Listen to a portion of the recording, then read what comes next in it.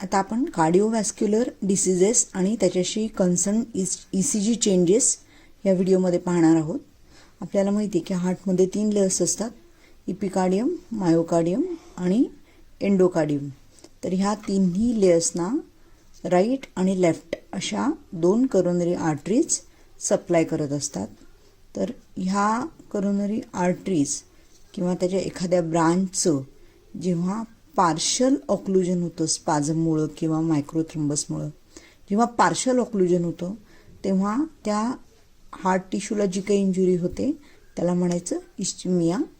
आणि जर complete entire occlusion झालं तर तो जो काही कार्डियक टिश्यू आहे तो डेड होतो and that is called as infarct. जर हा इस्चिमिया किंवा इन्फार्क्ट हा फक्त इनर ॲस्पेक्टमध्ये बसला तर that is called as sub endocardial, आणि जर कंप्लीट थिकनेसमध्ये असेल तर दॅट इज कॉल्ड ॲज ट्रान्सम्युरल. तर ह्या 2 कन्सेप्ट आपल्याला माहिती पाहिजेत. तर असे 2 टाईपच्या मेजर कार्डियक इंजुरीज असतात. आता जेव्हा इस्चिमिया होतो तेव्हा ब्लड सप्लाय फक्त कमी झालेला असतो, ॲब्सोल्युटली बंद झालेला नसतो. तर जे काही चेंजेस दिसतात ते ST सेगमेंट रिलेटेड दिसतात, म्हणजे रिलेटेड टू रिपोलरायझेशन हे चेंजेस असतात.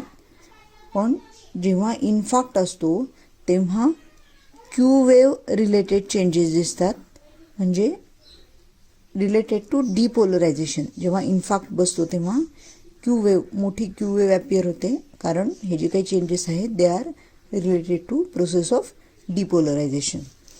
आता इन्फार्क्टमध्ये सुद्धा 2 टाईप आहेत, एक स्टेमी आणि एक नॉन स्टेमी. स्टेमी म्हणजे ST segment elevation myocardial infarction, non STEMI म्हणजे नॉन ST सेगमेंट. इन्फार्क्ट हा मेनली एखाद्या ECGमध्ये जर ST सेगमेंट इलेव्हेशन असेल तर आपण डायग्नोज करत असतो. पण कधी कधी आता मायोकार्डियल इन्फार्क्ट डायग्नोज करणं खूप महत्त्वाचं, कारण ही लाईफ थ्रेटनिंग कंडिशन आहे आणि पहिल्यांदा जे काय आपण ॲपरंटली करतो ते फक्त ECG करतो. त्यामुळे ECGमधले चेंजेस आणि मायोकार्डियल इन्फार्क्शन हे आपल्याला इन डिटेल माहिती पाहिजे. तर नॉन स्टेमी म्हणजे काय की ST सेगमेंट इलेव्हेशन ECGमध्ये नसतो. पेशंटला चेस्ट पेन, स्वेटिंग असतं, प्रिकॉर्डियल पेन असतं, रिफर्ड झालेलं असतं, हे सगळे सिम्पटम्स असतात. पण ST सेगमेंट इलेव्हेशन ECGमध्ये नसतं, पण तरीसुद्धा तिथे मायोकार्डियल इन्फार्क्शन असू शकतं. ह्या ठिकाणी त्याचं ब्लड मार्कर्स केले, ट्रोपोनिन जर रेज्ड असेल तर दॅट इज मायोकार्डियल इन्फार्क्शन, पण त्या इन्फार्क्शनला नॉन स्टेमी असं म्हणतात. आता स्टेजेस पाहू आपण. स्टेमीमध्ये म्हणजे ST सेगमेंट इलेव्हेशन मायोकार्डियल इन्फार्क्टमध्ये पहिल्या काही तासांमध्ये ST सेगमेंट इलेव्हेट होतो. तर तो 2 कॉन्झिक्युटिव्ह लीड्समध्ये, मेनमध्ये मोर दॅन 2 mm, फिमेलमध्ये मोर दॅन 1.5 mm किंवा त्याच्या ॲडजसंट लीड्समध्ये 1 mm, मोर दॅन 1 mm असं जर ST इलेव्हेशन असेल तर दॅट इज इंडिकेटिव्ह की मायोकार्डियल इन्फार्क्ट बसू लागलेलं आहे पेशंटला. तसंच रिसेंट जर LVBVचे चेंजेस ECGमध्ये दिसले तरीसुद्धा आपण हे सस्पेक्ट करायचं. आणि काही तासानंतर जर पेशंट आपल्याकडे आला तर T वेव्ह इन्व्हर्जन असतं आणि क्यू वेव्ह फॉर्म व्हायला लागलेली असते. तर ही जी काही क्यू वेव्ह आहे ही कन्फर्मेटरी असते की जे काही त्याला चेस्ट पेन झालं that was due to myocardial infarction. आता नॉन स्टेमी मध्ये मात्र ST सेगमेंट डिप्रेशन असतं, T वेव्ह इन्व्हर्जन असतं. तर हे सब एंडोकार्डियल इन्फार्क्ट म्हणजे हार्टच्या इनर ॲस्पेक्टला इन्फार्क्ट बसलेला असतो आणि त्यामुळं ST सेगमेंट डिप्रेशन दिसतं. पण तिथे MI असतो, पेन, स्वेटिंग, सिव्हिअर म्हणजे चेस्ट पेन, स्वेटिंग असे सगळे सिम्पटम्स घेऊन पेशंट तुमच्याकडे येतो. पण याच्या जर ट्रोपोनिन लेवल्स केल्या तर त्या रेज्ड असतात आणि त्यामुळे आपण नॉन स्टेमी कन्फर्म करत असतो. आता ST सेगमेंट इलेव्हेशनचा जो काही पॅटर्न असतो तो इतक्या टाईपचा असा असू शकतो किंवा असा असू शकतो. ह्या 4ही टाईपचा हॉरिझॉन्टल असू शकतो. या 4ही टाईपचा ST सेगमेंट इलेव्हेशन असू शकतं आणि त्याचं ड्युरेशन हे 0.5 to 0.15 सेकंड म्हणजे एक मोठा ब्लॉक किंवा त्याच्यापेक्षा जास्तपर्यंत हे ड्युरेशन ह्याचं ECGमध्ये दिसतं. आता हे जे काही ST सेगमेंट इलेव्हेशन आहे हे जे पॉईंटच्या ठिकाणी असतं. जे पॉईंट म्हणजे जिथे S वेव्ह सुरू झाली. तर हा जो काही जे पॉईंट आहे हा इलेव्हेट झालेला दिसला तर आपण त्या ST सेगमेंट इलेव्हेशनला सिग्निफिकंट मानतो. आता एक्सेप्शन आहे, काही वेळेला ST सेगमेंट इलेव्हेशन असतं पण तो मायोकार्डियल इन्फार्क्ट नसतो. फॉर एक्झाम्पल प्रिन्झमेटल संजायना म्हणजे काही ट्रान्झियंट पिरियडसाठी, काही थोड्या ड्युरेशनसाठी करोनरीच्या स्पाझममध्ये जातात आणि त्यामुळे इन्फार्क्टसारखं पिक्चर असतं, एस टी सेगमेंट इलेव्हेशन असतं. पण तो स्पाझम रिलीव्ह झाला की ते पुन्हा नॉर्मलला येतं, त्यामुळे तो एम आय नसतो. दुसरं ॲक्यूट पेरिकार्डायटिस किंवा ॲक्यूट मायोकार्डायटिस किंवा व्हेंट्रिक्युलर अन्युरिझम हे मायोकार्डियल इन्फेक्शन नंतरचं कॉम्प्लिकेशन. व्हेंट्रिकलचा काही पार्ट हा थिन झालेला असतो, तर त्याला म्हणायचं व्हेंट्रिक्युलर अन्युरिझम. ह्या सगळ्या कंडिशन्समध्ये एस टी इलेव्हेशन असतं, पण तो मायोकार्डियल इन्फार्क्ट नसतो. आणि सेकंड कंडिशन आहे इस्चिमिया. त्याच्यामध्ये एस टी सेगमेंट इलेव्हेशन नसतं, डिप्रेशन असतं, टी वेव्ह इन्व्हर्जन असतं आणि इथे कम्प्लीट व्हॅस्क्युलर ऑक्लुजन नसतं, पार्शल ऑक्लुजन असतं. आणि याच्यामध्ये ब्लड मार्कर्स जरी पेशंटला चेस्ट पेन झालं तरी त्याच्यामध्ये ब्लड मार्कर्स इलेव्हेटेड नसतात. आता आपण हार्टचा ब्लड सप्लाय पाहूया. तर अओर्टाचे जे काही करोनरी सायनसेस असतात त्यातून 2 आर्टरीज निघतात, एक राईट करोनरी आर्टरी आणि एक लेफ्ट करोनरी आर्टरी. ह्यातली जी राईट करोनरी आर्टरी असते ही जी राईट सर्कमफ्लेक्स ही जी ब्रांच असते ही ॲट्रिया आणि व्हेंट्रिकल यांच्या जे काही मधलं सल्कस असतं यातून पोस्टिरियरली जाते आणि ही पोस्टिरियर पार्ट आणि इन्फिरियर पार्टला सप्लाय करते हार्टच्या. त्याचबरोबर right circumflex artery S A node, A V node, right atrium, right व्हेंट्रिकलला सप्लाय करते. ह्याची जी राईट मार्जिनल ब्रांच आहे ही हार्टच्या राईट साईडच्या बॉर्डरला सप्लाय करते, राईट मार्जिनला सप्लाय करते. आणि अल्टिमेटली ही जी राईट सर्कमफ्लेक्स आहे ही पोस्टिरियरला गेल्यावर ह्याच्या posterior descending arteries, posterior interventricular arteries ज्याला म्हणतात, तर ती फॉर्म केली जाते. आणि यापासून पोस्टिरियर आणि इन्फिरियर म्हणजे डायफ्रॅमॅटिक वॉल, पोस्टिरियर वॉल म्हणजे हार्टची मागची बाजू. तर पोस्टिरियर वॉल आणि इन्फिरियर वॉलला पोस्टिरियर डिसेंडिंग आर्टरीज सप्लाय करतात. त्यानंतर लेफ्ट करोनरी आर्टरी जर पाहिली तर ह्याची मेन ब्रांच असते एलएडी, ही अँटेरियर वॉल आणि सेप्टमला सप्लाय करते. सेकंड ब्रांच असते लेफ्ट सर्कमफ्लेक्स, ही जशी राईट सर्कमफ्लेक्स आहे तशीच एट्रिया आणि व्हेंट्रिकल यांच्या सल्कसमधून पोस्टिरियरला जाते आणि पोस्टिरियरला जाऊन ही लॅटरल आणि पोस्टिरियर वॉलला अल्टिमेटली सप्लाय करते. आणि ह्याच्या 15% म्हणजे लेफ्ट सर्कमफ्लेक्सपासून पोस्टिरियर डिसेंडिंग आर्टरीज 15% लोकांमध्ये तयार होतात, पोस्टिरियर इंटरव्हेंट्रिक्युलर आर्टरीज, आणि या पोस्टिरियर आणि इन्फिरियर वॉलला सप्लाय करतात. आता आपण इथे पिक्चर पाहूया. मी सांगितलं मगाशी ही लेफ्ट करोनरी आर्टरी आहे, तर ह्याची ही लेफ्ट अँटेरियर डिसेंडिंग आर्टरी आहे. ही सेप्टमचा पुढचा पार्ट आणि हार्टचा अँटेरियर वॉलला सप्लाय करते.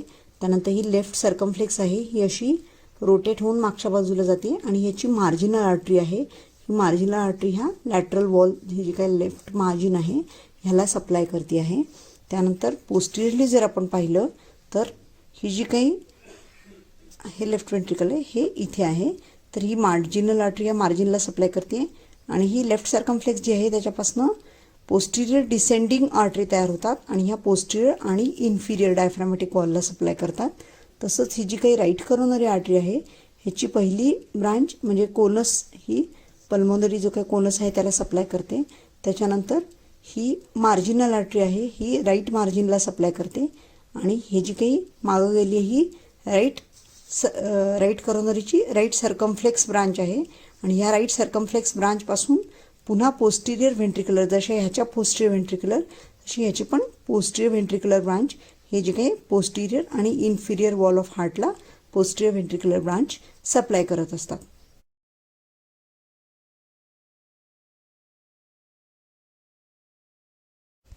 आता पहिला पार्ट आहे अँटेरियर वॉल एमआय.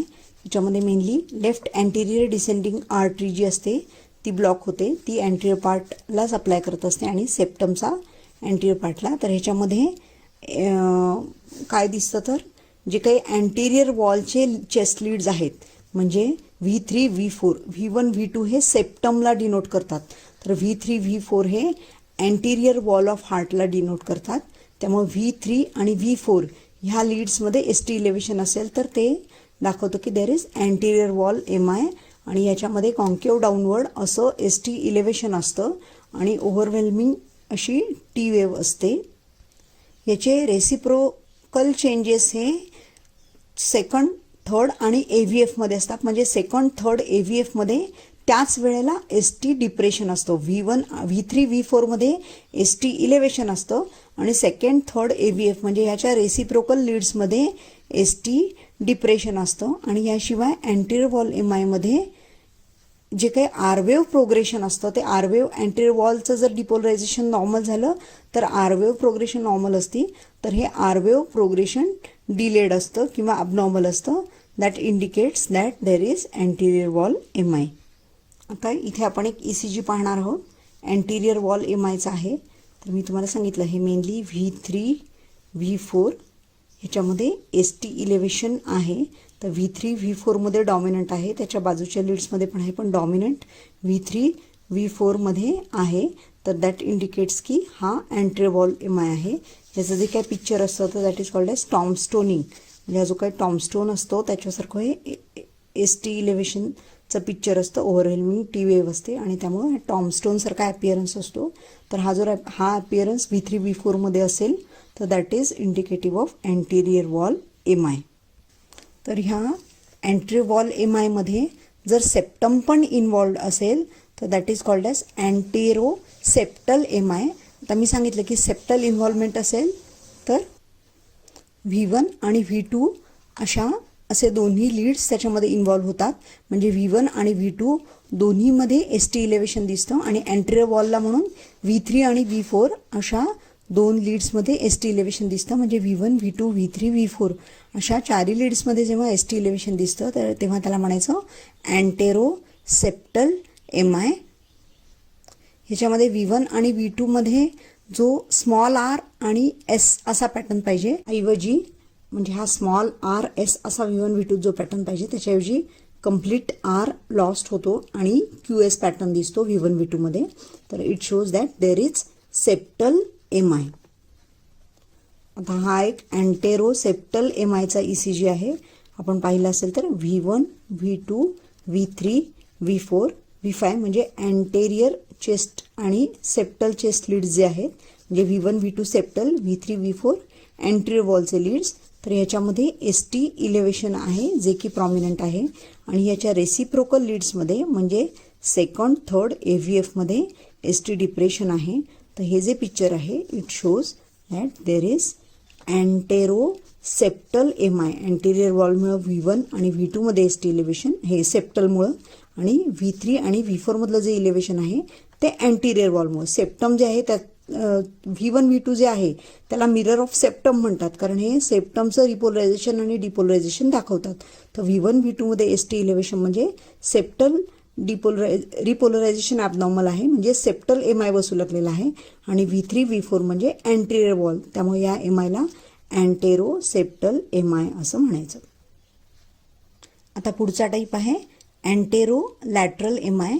तर ह्या अँटेरो लॅटरल एम आयमध्ये LADचं मेजर ऑक्लुजन असतं लेफ्ट अँटेरियर डिसेंडिंगचं आणि त्याच्यामुळे अँटेरियर वॉल ॲज वेल ॲज लॅटरल वॉल इन्व्हॉल्व होते. तर याच्यामध्ये अँटेरियर वॉल इन्व्हॉल्व झाल्यामुळे V2 V4 V2 to V4 ह्याच्यामध्ये ST इलेव्हेशन असतं आणि लॅटरल वॉल इन्व्हॉल्व झाल्यामुळं फर्स्ट AVL V5 V6 यांच्यामध्ये ST इलेव्हेशन असतं आणि रेसिप्रोकल चेंजेस थर्ड आणि AVF मध्ये असतात. तर in short V2 to V6 मध्ये ST इलेव्हेशन आणि फर्स्ट आणि AVL V2 to V4 दाखवतात अँटेरियर आणि V5 V6 फर्स्ट AVL दाखवतात लॅटरल वॉल इन्व्हॉल्वमेंट. त्यामुळे ही जी संपूर्ण V2 to V6 आणि फर्स्ट AVL शोज अँटेरो, म्हणजे यांच्यामध्ये ST इलेव्हेशन असेल तर that shows antero lateral M I. हा एक अँटेरो लॅटरल एम आयचा ECG आहे. आपण इथे पाहिलं असेल तर V2 V3 V4 V5 to V6 या सगळ्या लीड्समध्ये ST इलेव्हेशन आहे, म्हणजे अँटेरियर वॉलचे लीड्स ॲज वेल ॲज लॅटरल वॉलचे लीड्स ह्याच्यामध्ये इन्व्हॉल्ड आहेत. ह्याच्याशिवाय फर्स्ट आणि AVL हे सुद्धा हार्टचा लॅटरल वॉलचं रिपोलरायझेशन डिनोट करतात. तर फर्स्ट आणि AVL मध्ये पण ST इलेव्हेशन आहे. तर इट शोज की लॅटरल वॉलमध्ये एम आय आहे आणि थर्ड आणि AVF ह्याच्यामध्ये ST रेसिप्रोकल लीड्स कुठले तर थर्ड आणि AVF. रेसिप्रोकल म्हणजे ह्याच्या अपोजिट डायरेक्शनमधले जे लीड्स, तर हे रेसिप्रोकल लीड्समध्ये ST डिप्रेशन दिसतंय आणि फर्स्ट आणि AVL ह्या लॅटरल लीड्समध्ये ST इलेव्हेशन दिसते. त्याशिवाय V2 to V6 ह्याच्यामध्ये ST इलेव्हेशन दिसते.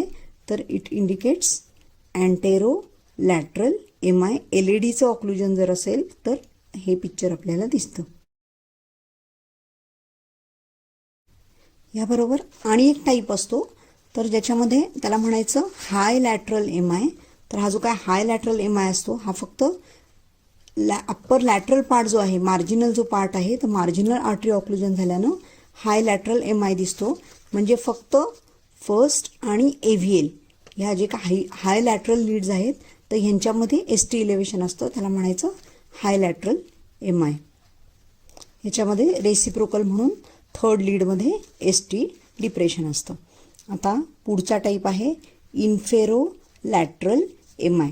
तर हा जो काही इन्फेरो लॅटरल एम आय असतो हा जो काही लेफ्ट सर्कमफ्लेक्स आर्टरी आहे ह्याच्या ऑक्लुजनमुळं इन्फेरो लॅटरल एम आय असतो. सेकंड, थर्ड आणि एव्हीएफ हे इन्फिरियर लीड्स आहेत आणि V5 V6 फर्स्ट एव्हीएल हे लॅटरल लीड्स आहेत.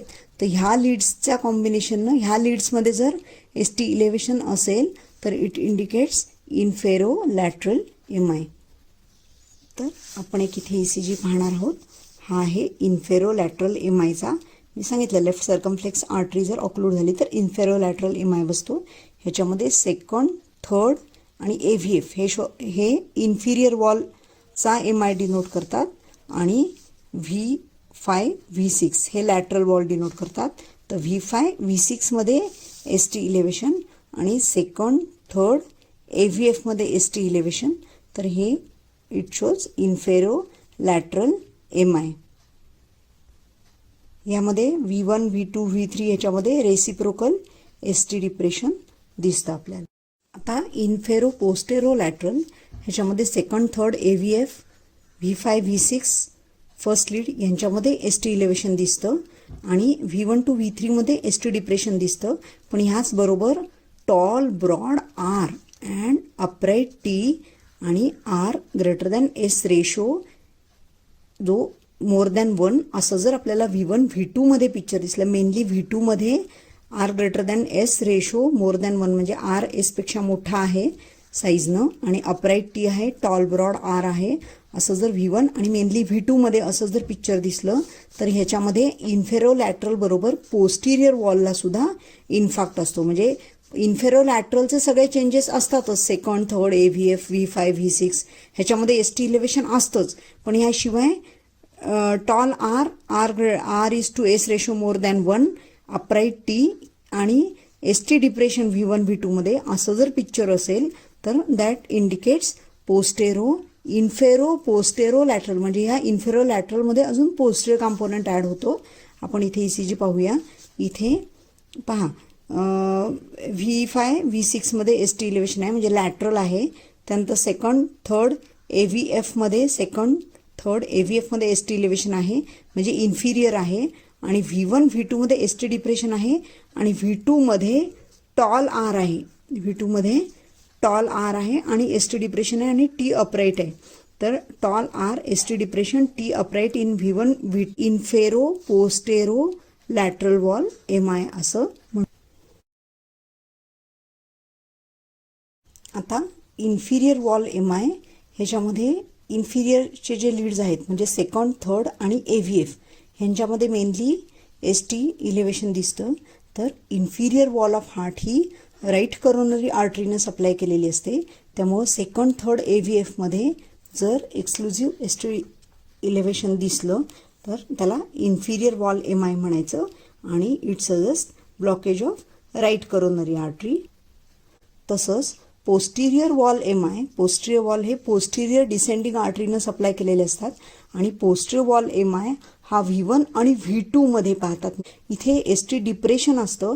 हे एस टी डिप्रेशन का असतं तर तो जो काही एम आय बसलाय हा पोस्टिरियर वॉलवर आहे आणि ह्या पोस्टिरियर आपण डायरेक्टली मागे बॅकला चेस्ट लीड्स लावत नाही तर ते आपण अँटिरियर चेस्टला लावतो.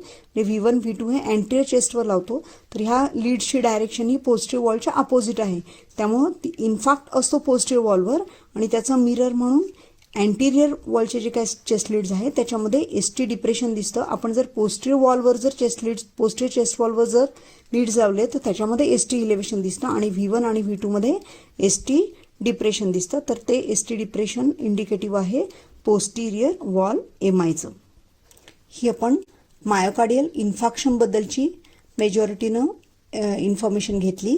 आता आपण अंजायनाची इन्फॉर्मेशन घेणार आहोत. अंजायना म्हणजे जर हार्टचा ब्लड सप्लाय कमी झाला ड्यू टू पार्शल ऑब्स्ट्रक्शन तरी पेशंटला चेस्ट पेन होतं, पण इथे ECG केला तर आपल्याला ST इलेव्हेशनऐवजी ST डिप्रेशनचं पिक्चर दिसतं. आणि जर असं पिक्चर दिसलं तर that is called as stable or unstable angina, आणि हे आपल्याला मायोकार्डियल इश्चिमिया डिनोट करतं. आता हे जे काही ST डिप्रेशन आहे हे आयदर म्हणजे ही आयसोइलेक्ट्रिक लाईन आहे, तर हे ST डिप्रेशन हे आयदर हॉरिझॉन्टल पाहिजे किंवा डाऊन स्लोपिंग पाहिजे. जर डाऊन स्लोपिंग किंवा हॉरिझॉन्टल ST डिप्रेशन असेल तर आपण मायोकार्डियल इश्चिमिया म्हणून आपण डायग्नोज करतो जर आपल्याला ST डिप्रेशन दिसलं तर.